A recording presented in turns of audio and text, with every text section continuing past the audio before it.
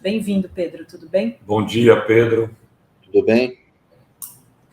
Pedro, deixa eu fazer uma pergunta bem objetiva. Já dá para dizer que uma organização criminosa tentou dar o golpe de Estado no Brasil? E dá para listar o nome dos integrantes dessa organização criminosa? Olha, eu acho que a materialidade... Direito tem uma distinção: materialidade do crime, tipicidade do crime. Materialidade é a prova de que existe um crime e a tipicidade é enquadramento de uma conduta numa determinada previsão de crime no direito penal. Tipicidade e materialidade, nesse caso, eu acho que há, sim. Nós temos materialidade tanto do crime de agressão ao poder de Estado, quanto do crime de golpe de Estado. E é importante só fazer uma ressalva, Renato.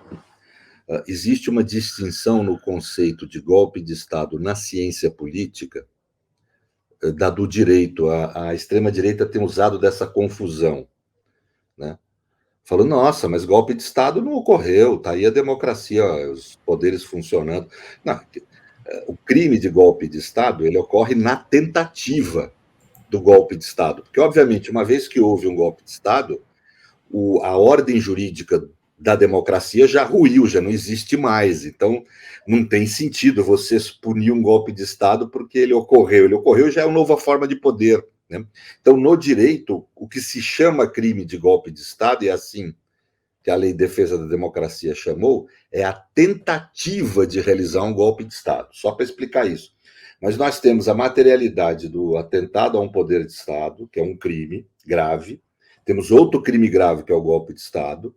E temos o crime, a meu ver, muito claro, de organização criminosa. Mais de 4 agentes.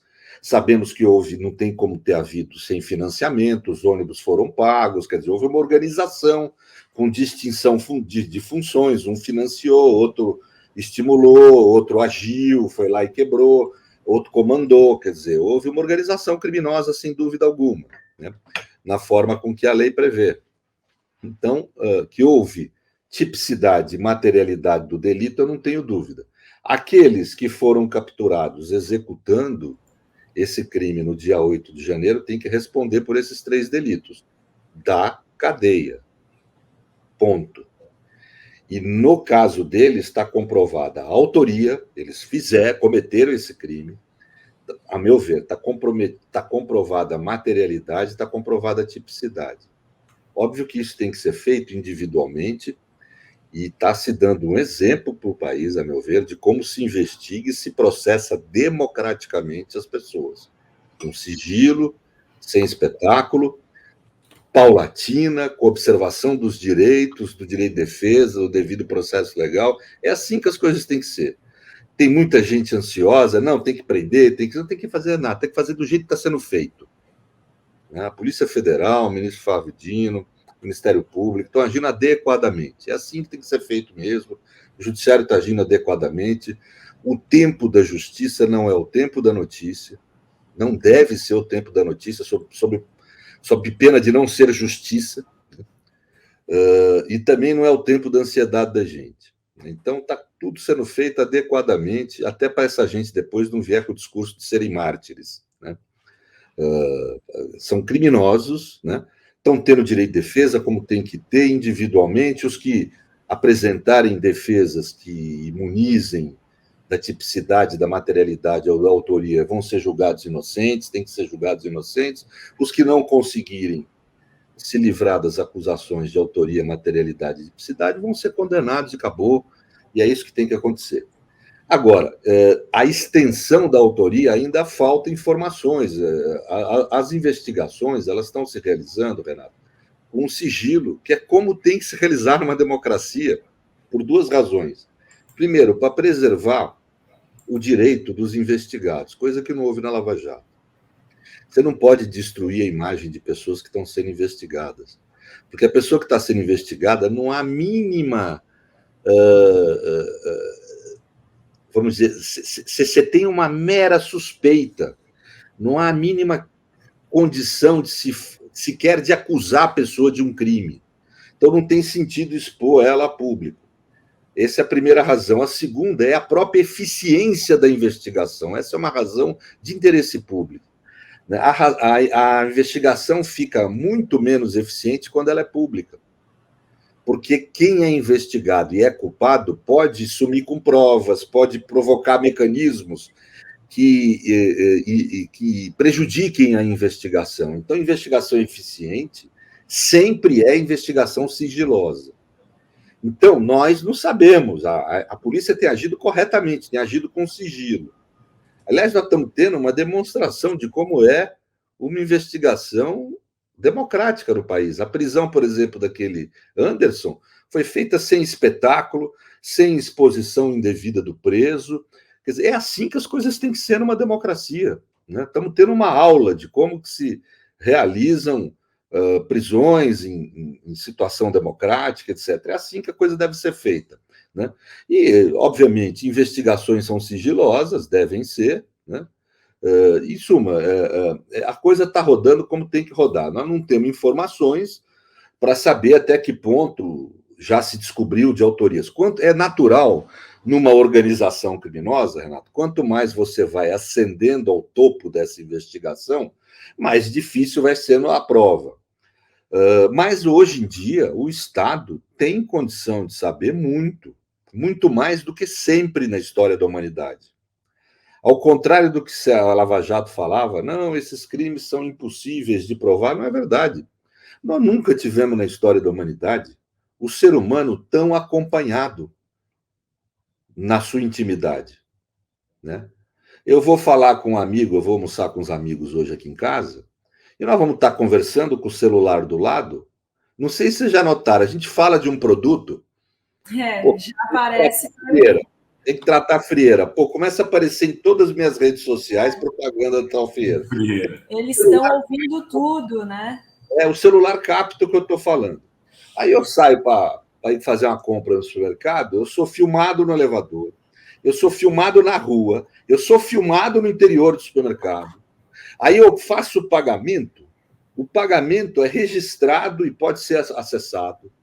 Eu só posso fazer pagamento em dinheiro até um determinado valor, sob pena de eu ter que assinar um papel de onde veio aquele dinheiro, né? Ou seja, é uma vida absolutamente controlada pelas instituições públicas e privadas. O Estado, numa investigação, tem total condição de ter acesso às minhas comunicações, ao meu sigilo bancário, a toda a minha vida. Quer dizer, então, o Estado, se agir de forma eficiente, aí eu não tenho como saber se está agindo de forma eficiente ou não, até porque temos que ser claro, a polícia, o Ministério Público, os órgãos de investigação estatal, tem, na sua maioria, integrantes bolsonaristas, isso precisa ser falado, é um grande problema que o novo governo tem, e isso pode eventualmente prejudicar as investigações, mas eu posso afirmar aqui, se a polícia quiser, descobre todo mundo que se envolveu nisso aí. Descobre porque tem instrumentos para isso. Veja a investigação que houve nos Estados Unidos, né? As pessoas lá estão sendo presas para até 20 anos de cadeia, por causa do ato no Capitólio. Descobre todo mundo, gente. Foi tirado... Por favor. Imagina, não quero te interromper, pode concluir. Não, você tem imagens, as pessoas divulgaram nas redes sociais. Mas o Anderson lá jogou fora o celular dele, disse que perdeu, né? E as pessoas, não, mas ele tem que ser punido por isso. Isso é papo de Lava Jato, gente. Nós temos que entender o seguinte, uma investigação democrática constitucional, ela tem por princípio não obter provas pela pessoa do investigado.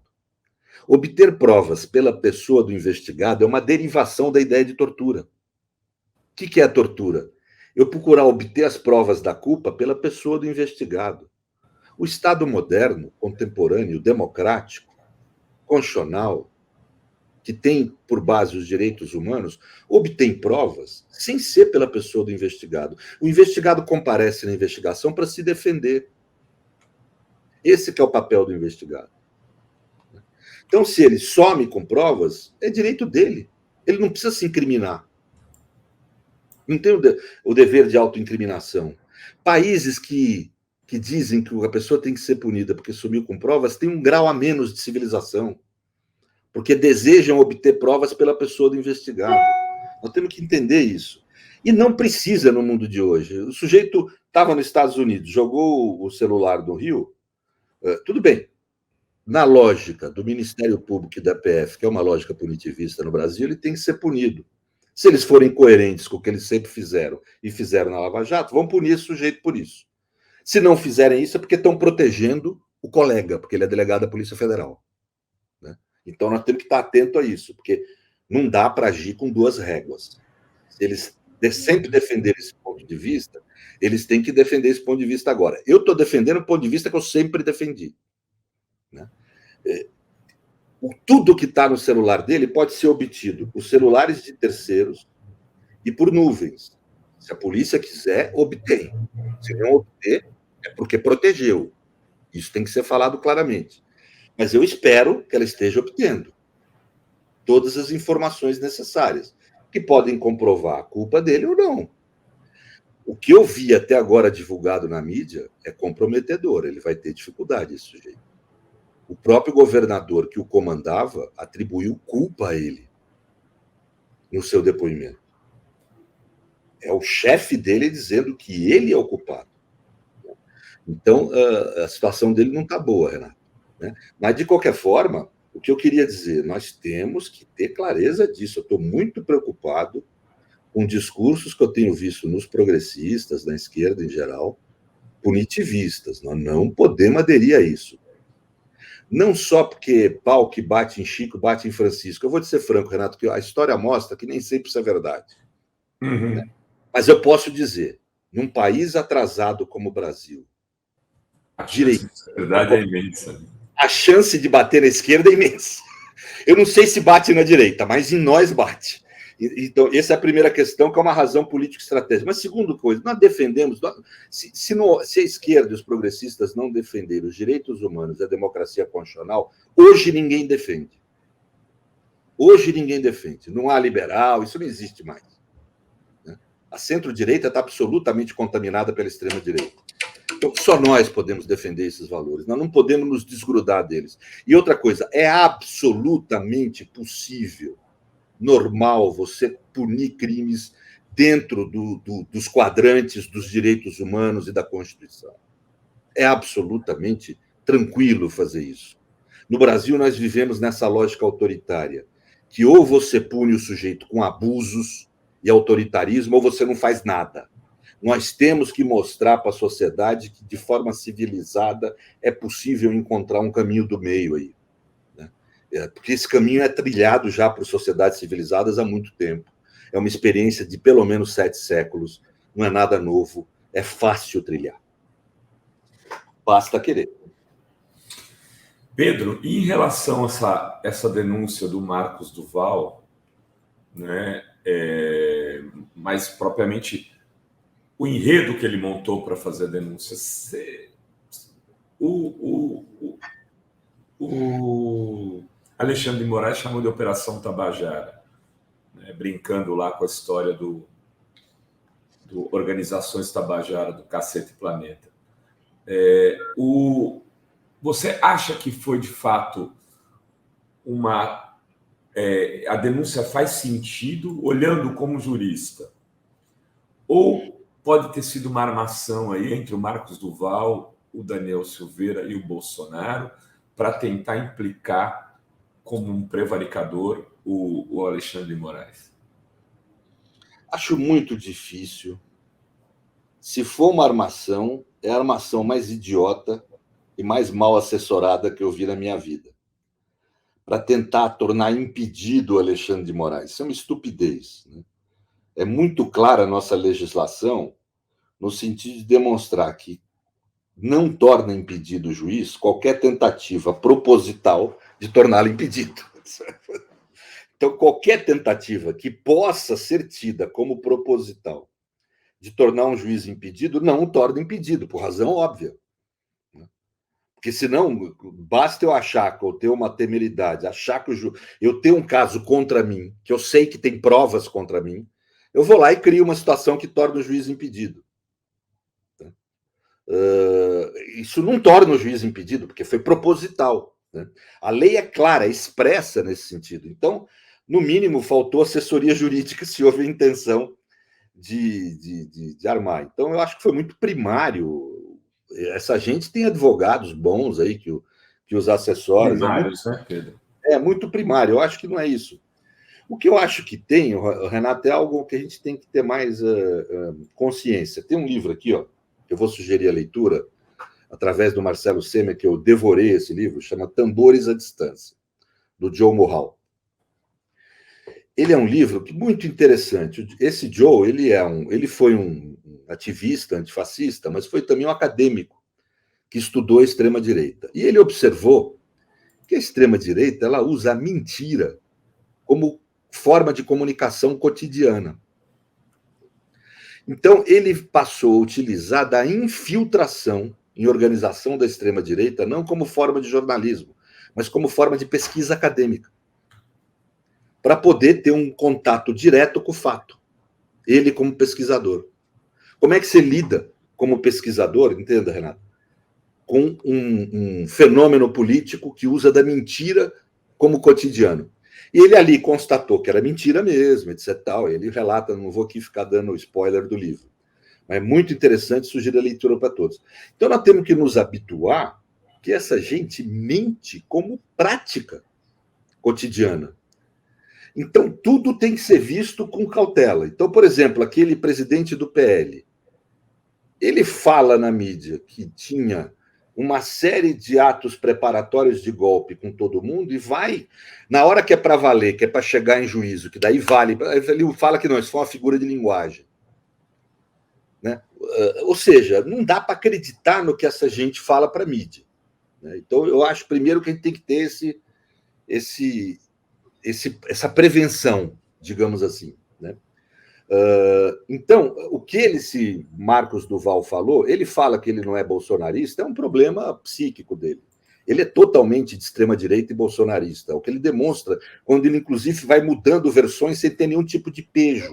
É só ver a participação dele na CPI da Covid. Eu até esqueci de pedir, ia pedir para a Adri separar alguns momentos do Marcos Duval na Covid que são, assim, escandalosamente bolsonaristas, Pedro. Então, mas essa falta de vergonha em ir mudando de posição é típico da extrema-direita. Ele não é um democrata de centro, como ele quer pôr. Ele é um extremista.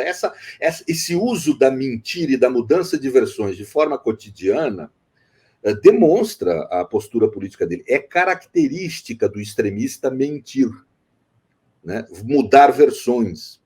Então, essa é a primeira questão. Por tudo que ele falou, eu acho que se existe alguma chance de alguma das versões ser verdadeiras, a minha intuição, é uma mera intuição, posso estar enganado, é que a primeira versão tende a ser a mais verdadeira. Pela minha experiência como advogado, 40 anos de exercício da profissão, ou seja, Bolsonaro teve a intenção, me parece, de realizar um golpe de Estado. Mas isso precisa ser investigado, né? Porque esse sujeito não é confiável. Os outros dois integrantes da reunião também não são confiáveis, são extremistas, logo usam a mentira como método. Então, é preciso investigar. A polícia tem como fazer uma investigação, né? Por uma série de fatores. Verifica se houve reunião no dia, etc. Se o celular estava ali. Ele fala, né, Pedro? Ele descreve o caminho que ele fez. Ele fala, eu saí, fui para a garagem do Senado... Isso, não, ao ponto tem câmera, é como você falou, tem câmera em todo lugar. O próprio filho do presidente, o Flávio Bolsonaro, já reconhece que houve a reunião. Quer dizer, tem como investigar, não vou aqui me alongar, tem como investigar. Não precisamos ficar aqui adivinhando o que essa investigação vai realizar, tem que ser feita de forma sigilosa. Tal. Mas, de qualquer forma, me parece que a primeira versão é que é a mais factível, mas tem que investigar, é uma mera... Eu fiquei pensando, Pedro, será que ele não estava sob chantagem? Em algum momento, porque assim, olha, ele fez a denúncia antes do dia 12 de dezembro, né? Se eu não me engano, foi dia 9, é isso? Agora, enfim, ele fez a denúncia para o Alexandre de Moraes. Ele foi lá e falou, Alexandre... Ele foi no dia 15 foi depois do dia 12. Depois do dia 12, ele vai lá e fala, olha, aconteceu isso. O Alexandre fala, põe no papel, segundo o Alexandre, documenta, me entrega que a gente vai ver. Não vou fazer isso. Então, ok, muito prazer, e segue o seu rumo. Ele pega e, segundo ele, liga para o Daniel depois disso e fala, olha, não vou mais fazer o serviço. Não vou mais fazer isso. Beleza, beleza. Bom, ele demorou até dia 2 de fevereiro para tornar isso público, sendo que nesse percurso ele apoiou o Rogério Marinho para a presidência da Câmara, fazendo discursos bolsonaristas. O que o moveu a fazer essa denúncia no dia 2 de fevereiro? Crise de consciência? Impossível. Esses caras não têm crise de consciência. Ele pode ter achado que ele conseguiria provocar o entendimento do Alexandre pelo fato de ter comunicado, mas a reação do Alexandre foi absolutamente correta. Fofoca, juiz ouve todo dia. Investigador ouve fofoca todo dia. Isso faz parte. Delegado de polícia que está investigando um crime ouve fofoca todo dia, gente. Não é que ele tem que pegar e transcrever toda a fofoca que ele ouve, porque senão a investigação vira um tumulto, não vira uma investigação. Exato. Ele é obrigado a fazer mecanismo seletivo. O primeiro mecanismo seletivo que ele tem, você está me trazendo uma fofoca, vamos pôr no papel? Vamos formalizar isso? Se a pessoa se nega a formalizar, não tem como meter uma faca no pescoço dela. Né? Na hora que ele vai trazer a termo a expressão que o direito usa, a pessoa fala outro discurso, acabou. Ela tem direito. Não sei se as pessoas sabem, mesmo se ele transcrevesse o que ele falou naquele dia para o Alexandre, ele topasse falar ali na hora e transcrever, ele poderia mudar isso depois. Até a hora que ele depõe em juízo, ele pode mudar 300 vezes o que ele falou. E a lei não aplica nenhum tipo de sanção. Nós temos o direito de mudar o que a gente fala na polícia. Então, isso não quer dizer nada. E se ele acha que ele poderia provocar um impedimento do Alexandre por isso, ele está sendo, no mínimo, ingênuo e mal orientado. Se ele fez faculdade de Direito, sinal que fez uma má faculdade de Direito, compromete a instituição que ele cursou, porque não sabe ler. Você sabe qual que é o perfil dele, né, Pedro? Ele diz que ele trabalhou na SWAT, na CIA, no FBI. Isso é muito estranho. Ó, essa história de... Eu vou ser franco também, essa profissão, o cara que é treinador privado de polícia, eu posso entender assim, o cara que fornece um equipamento especial para a polícia, uma arma laser, sei lá. Aí ele vai treinar a polícia. Tá bom, ele é um agente da empresa que produz aquele equipamento. Mas um treinador, por que a polícia precisa disso, Renato? Desculpe. Para que, como escola, por exemplo, da PM, do Barro Branco, que tem os maiores especialistas do país em segurança pública, precisa de um treinador privado? Eu acho isso muito estranho. Assim. Muito estranho. Não, muito estranho, e eu vou dizer mais. Eu acho que não é verdade no caso dele, mas isso o tempo dirá. Por exemplo, você precisa de um treinamento da SWAT. Você faz um acordo com a SWAT dos Estados Unidos, eles vêm aqui treinar, ou manda o pessoal daqui treinar lá. Para que precisa de um treinamento privado? Eu não consegui entender ainda. Ô Pedro, acho que a Adri estava me lembrando aí, está me lembrando, não, está me chamando a atenção, que teve um texto da Bela Megali hoje, né, Adri? Porque a Bela Megali ela tinha escrito há um tempo atrás, que os ministros do Supremo não concordavam numa prisão do Bolsonaro naquele momento, porque tumultuaria o país. Hoje ela publica um texto dizendo que após essas denúncias do Marcos Duval, os ministros já cogitam uma prisão. Pode mudar essa visão de que uma prisão do Bolsonaro incendiaria o país. Isso complica para o Bolsonaro, essas denúncias de ontem, já tem a impressão digital dele no golpe, já fica mais claro que ele tem alguma coisa, um envolvimento nesse golpismo mais claro com essas denúncias? É interessante. Eu acho que se fosse só a declaração do Duval, a primeira versão, precisaria investigar. Porque primeiro precisaria demonstrar que se a versão do Duval é verdadeira ou não. E segundo, teria que se investigar para ver se foi uma mera cogitação não é crime, ou se fez parte da preparação que essa organização criminosa entabulou, se foi um dos atos preparatórios. Né? Precisaria investigar. Eu acho mais complicado se ficar se houver suspeita grave, de o que se quis foi comprometer o Alexandre. Porque aí demonstra uma intenção de prejudicar as investigações. E isso é um motivo claro. Eu que sou contra a prisão preventiva, vocês sabem disso, eu fui contra, falei ontem, gozado, no primeiro momento que eu fui entrevistado ontem, vocês podem pegar as minhas lives aí, né? Inclusive na Band News, eu dei uma entrevista ontem falando contra a prisão preventiva do Bolsonaro. Tinha saído a primeira versão do Duval, eu falei, por essa versão não dá para prender preventivamente, não. É um abuso, o Brasil é o país que tem abuso de prisão preventiva e tal.